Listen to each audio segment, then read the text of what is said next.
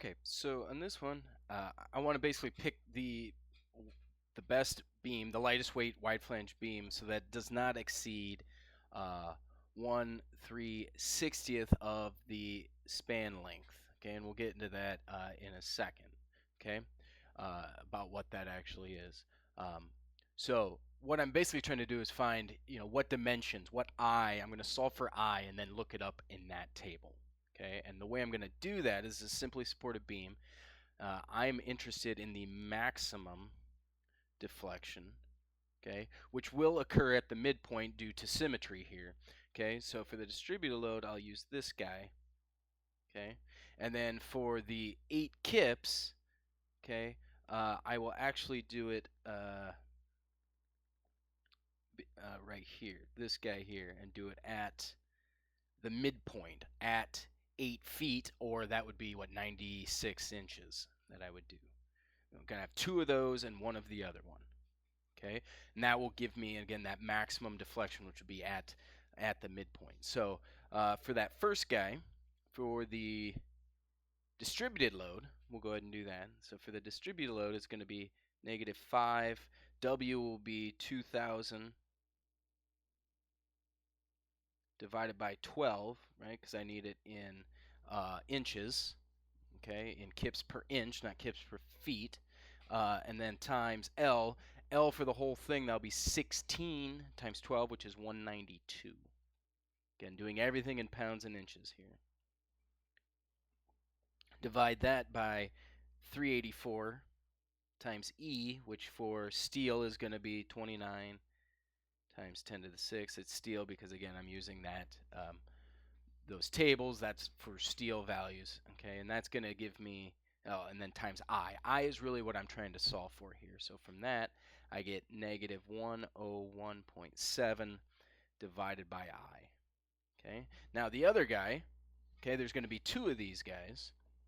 Okay, that is going to be negative P, so that'll be -8,000 times B, which is going to be 4 feet or 48 inches, okay, times X, which is going to be at the midpoint, which will be at 8 feet or 96 inches, okay, divided by 6 E, which is 29 times 10 to the 6th, times I, times L, which is 192 inches, right? 16 feet or 192 inches.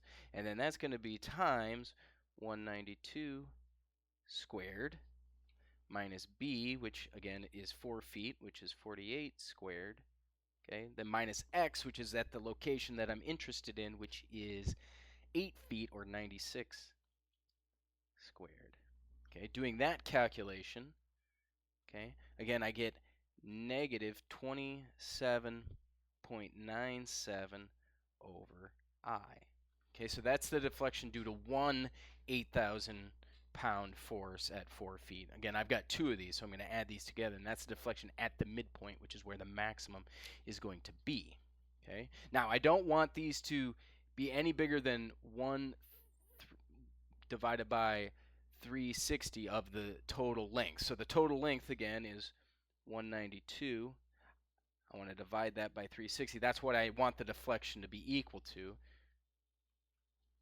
And that's going to equal 101.7 divided by I minus 2 times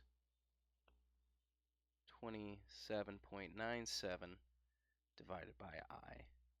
Okay. Solving this for I can go ahead and say, okay, I then equals 295.5. Now, I don't have the appendix here, but we've used this before. Rather than looking up S like we've done in the past, this time we'll go into that, I think it's appendix B, with all the wide flange beams, and we'll select the lightest weight that has at least that I. Anything larger will be fine.